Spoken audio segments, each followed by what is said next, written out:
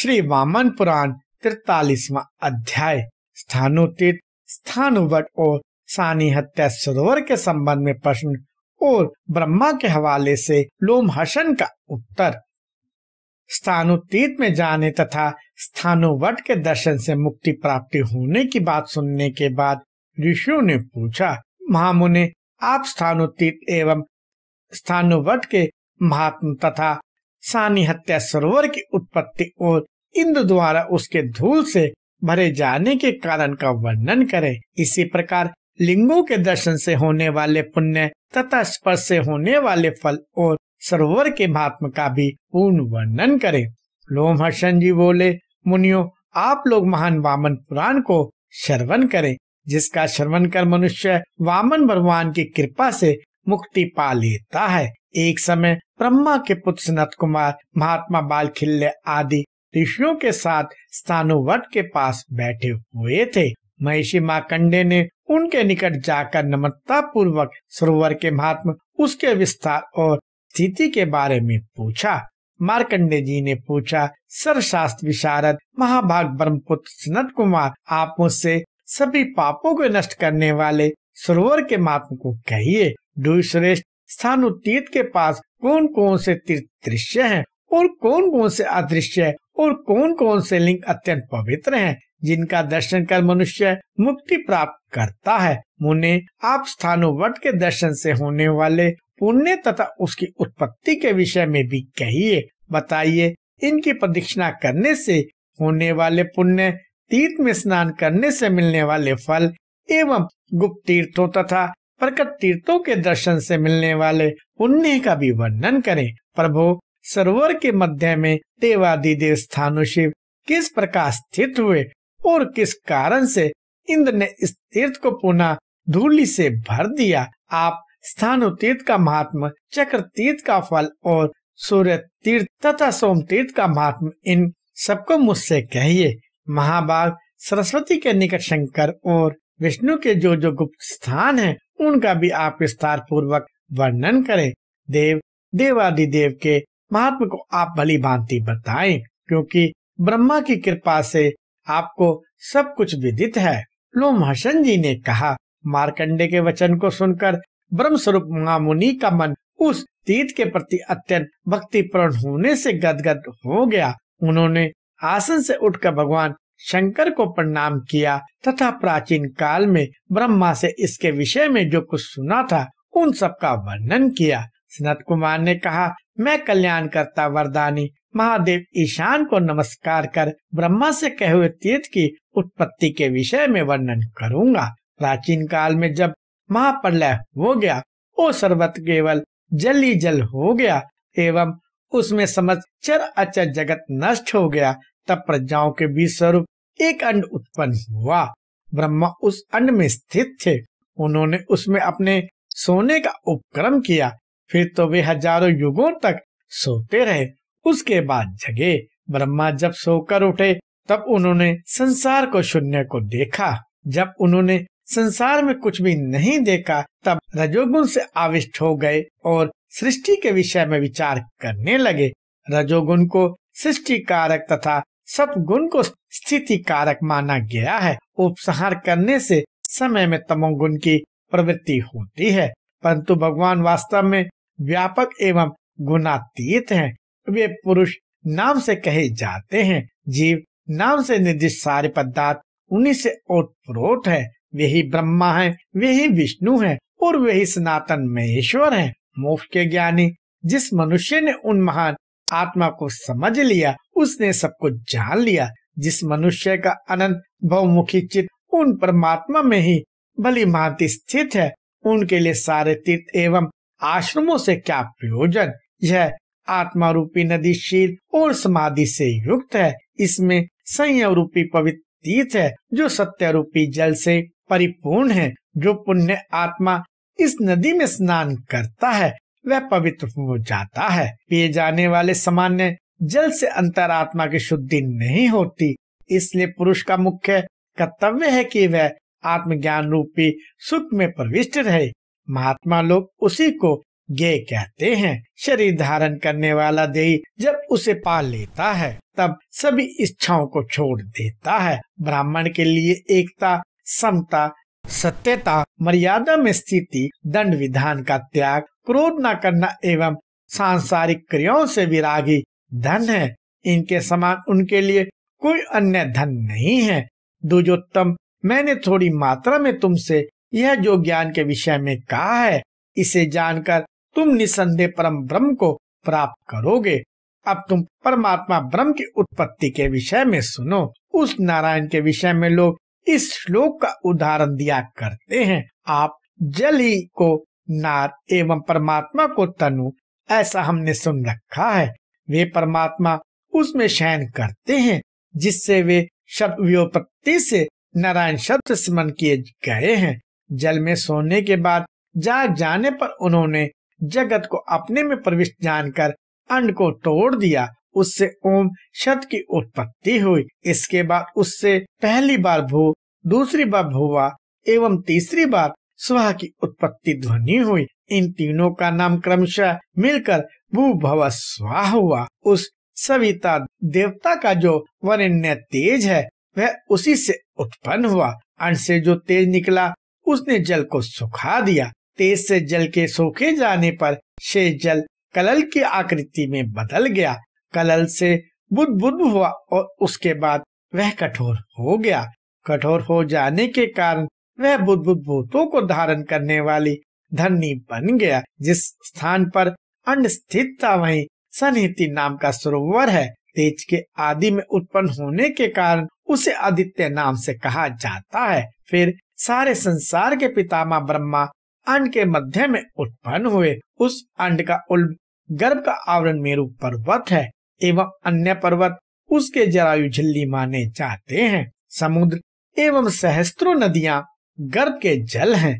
ब्रह्मा के नाभि स्थान में जो विशाल निर्मल जल राशि है उस स्वच्छ जल श्रेष्ठ से महान सरोवर भरा पूरा है। उस सरोवर के मध्य में स्थानों के आकार का महान विशाल एक वट वृक्ष है। ब्राह्मण, क्षत्रिय और वैश्य ये तीनों वर्ग उससे निकले और द्विजों की शुश्रूषा करने के लिए उसी से शूद्रों की उत्पत्ति हुई। इस प्रकार चारों वर्णों की सृष्टि सरोवर के मध्य में स्थानु रूप से स्थित वट वृक्ष से हुई। उसके बाद सृष्टि की चिंता करते हुए अव्यक्त जन्मा ब्रह्मा के मन से सनकादि महिषियों की उत्पत्ति हुई। फिर प्रजा की इच्छा से चिंतन करे मतिमान ब्रह्मा से 7 ऋषि उत्पन्न हुए। वे प्रजापति हुए। रजोगुण से मोहित होकर ब्रह्मा ने जब पुनः चिंतन किया तब एवं स्वाध्याय में प्राण बालखिल्य ऋषियों की उत्पत्ति हुई। वे सर्वदा स्नान शुद्धि करने में निरत तथा देवताओं की पूजा करने में विशेष रूप से लगे रहते तथा उपवास एवं तीर्थव्रतों से अपने शरीर को सुखाए जा रहे थे। अग्निहोत्र से युक्त होकर वानप्रस्थ की विधि से वे उत्कृष्ट तपस्या करते और अपने शरीर सुखाते जाते थे। वे लोग अत्यंत दुर्बल एवं कंकालकाय होकर सहस्र दिव्य वर्षों तक देवेश की उपासना करते रहे, परंतु भगवान शंकर प्रसन्न न हुए। उसके बाद दिनों के बाद उमा के साथ भगवान शंकर आकाश मार्ग से भ्रमण कर रहे थे। धार्मिक कार्यों को करने वाली उमा बालखिल्यों की इस प्रकार की दशा कंकाल मात देखकर दुखी हो गई और दुखी होकर देव देवेश शंकर को प्रसन्न कर कहने लगी, देवदारू वन में रहने वाले वे मुनिगण क्लेश उठा रहे हैं। देव मेरे ऊपर दया करें, आप उनके क्लेश का विनाश करें। देव वैदिक धर्म में निष्ठा रखने वाले इन तपस्वियों के कौन ऐसा अनंत दुष्कृत है जिससे ये कंकाल मात होने पर भी अब तक शुद्ध नहीं हुए। अंधक को मार गिराने वाले चंद्रमा की मनोहर किरणों से सुशोभित सिर वाले पिनाकधारी शंकर जी उमा की बात को सुनकर हंसते हुए बोले। श्री महादेव जी बोले, देवी धर्म की गति गहन होती है, तुम उसे तत्व नहीं जानती। ये लोग ना तो धर्मज्ञ हैं और ना ही काम शून्य। ये क्रोध से मुक्त भी नहीं है और विचार रहित है। यह सुनकर उमा देवी ने कहा, नहीं, व्रत धारण करने वाले इन लोगों को ऐसा मत कहिए। प्रयुक्त देव आप अपने को प्रकट करें, निश्चय ही मुझे बड़ा कौतूहल है। उमा के ऐसा कहने पर शंकर ने मुस्कुराकर देवी से इस प्रकार कहा, अच्छा तुम यहीं रुको, ये मुनि श्रेष्ठ जहाँ घोर तपस्या की साधना कर रहे हैं, वहाँ जाकर मैं इनकी चेष्टा कैसी है उसे दिखलाता हूँ। जब महात्मा शंकर ने देवी उमा से इस प्रकार कहा, तब उमा देवी प्रसन्न हो गई और भुवनों के पालन करने वाले भुवनेश्वर शिव से बोली, अच्छा जिस स्थान पर लकड़ी और मिट्टी के ढेले के समान निश्चेष्ट अग्निहोत्री एवं अध्ययन में लगे हुए मुनिगण रहते हैं, उस स्थान पर आप जाएं। फिर उमा द्वारा इस प्रकार प्रेरित किए जाने पर शंकर जी मुनि मंडली की ओर जाने के लिए प्रस्तुत हो गए। फिर शंकर ने उस मुनि मंडली को देखकर वनमाला धारण कर लिया। तब वे सर्वांग सुंदर पर नग्न सुडोल देह धारण कर युवा के रूप में हो गए और भिक्षा पात्र हाथ में लेकर मुनियों के सामने भिक्षा के लिए भ्रमण करते हुए भिक्षा दो यह कहते हुए एक आश्रम से दूसरे आश्रम में जाने लगे। एक आश्रम से दूसरे आश्रम में घूम रहे उन नग्न युवा को देखकर ब्रह्मवादियों की स्त्रियां उत्सुकता के साथ स्वभाववश उनके रूप से मोहित हो गई और परस्पर में कहने लगे, आओ भिक्षुक को देखा जाए। आपस में इस प्रकार कहकर बहुत सा मूल फल लेकर मुनि पत्नियों ने उन देव से कहा, आप भिक्षा ग्रहण करें।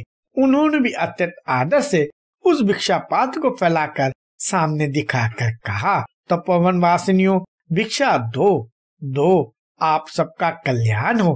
पार्वती जी वहाँ हंसते हुए शंकर को देख रही थी। कामातुर मुनि पत्नियों ने उस नग्न युवा को भिक्षा देकर उनसे पूछा।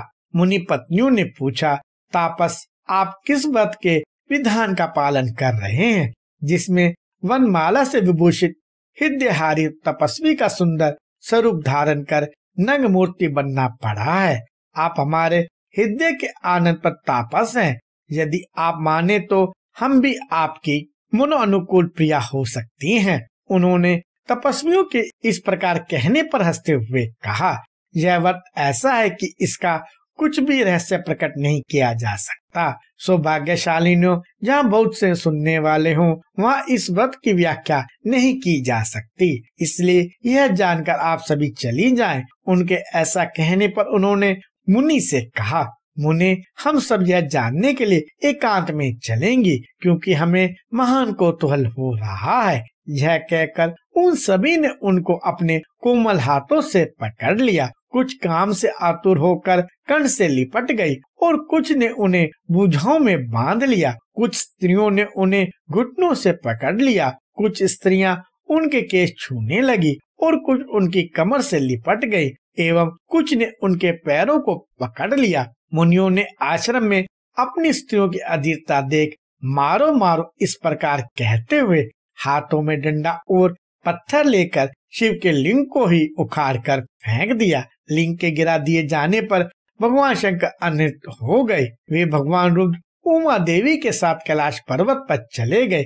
देवदेव शंकर के लिंग के गिरने पर प्राय समच्चर अचर जगत नष्ट हो गया। इससे आत्मनिष्ठ महर्षियों को व्याकुलता हुई। इसी प्रकार देव के भी व्याकुल हो जाने पर एक अत्यंत बुद्धिमान श्रेष्ठ मुनि ने कहा, हम उन महात्मा तापस के शब्दाओं सदाशय को नहीं जानते।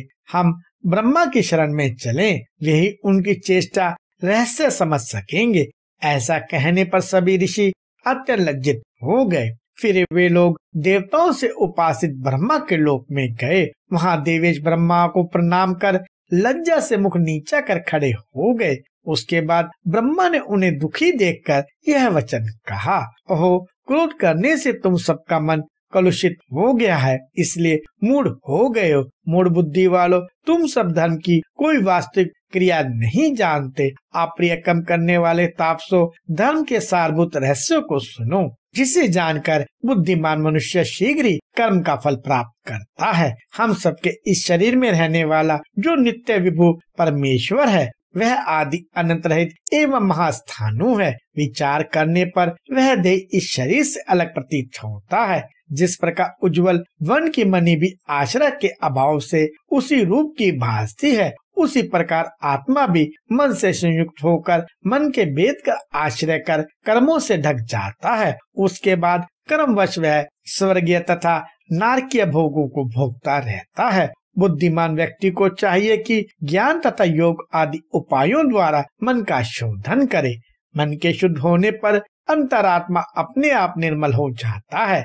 जिसका मन शुद्ध नहीं है, ऐसा पुरुष शरीर को सुखाने वाले क्लेशों के द्वारा शुद्ध नहीं होता। पापों से बचने के लिए ही धर्म क्रियाओं का विधान हुआ है। अतः अत्यंत पापपूर्ण शरीर स्वतः शीघ्र शुद्ध नहीं होता। इसलिए लोक में सत्यापद शास्त्र विहित क्रियाओं का यह मार्ग प्रवर्तित हुआ है। किसी दिव्य दृष्टा लोक स्वामी ने उत्तम भाग्य वालों के निमित्त मोह महात्म के प्रतीक स्वरूप इस वर्ण आश्रम विभाग का निर्माण किया है। आप लोग आश्रम में रहते हुए भी क्रोध तथा काम के वशीभूत हैं। ज्ञानियों के लिए घर ही आश्रम है और अयोग्यों अज्ञानियों के लिए आश्रम भी अनाश्रम है। वहाँ कहाँ समस्त कामनाओं का त्याग और कहाँ नारी में यह ब्रह्मचार, कहाँ तप और कहाँ तो इस प्रकार क्रोध जिससे तुम लोग अपने आत्मा शिव को नहीं पहचान पाते। क्रोधी पुरुष लोक में जो सदा यज्ञ करता है, जो दान देता है अथवा जो तप या हवन करता है, उसका कोई फल उसे नहीं मिलता। इस क्रोधी के सभी फल व्यर्थ होते हैं। इस प्रकार श्री वामन पुराण में 43वां अध्याय समाप्त हुआ।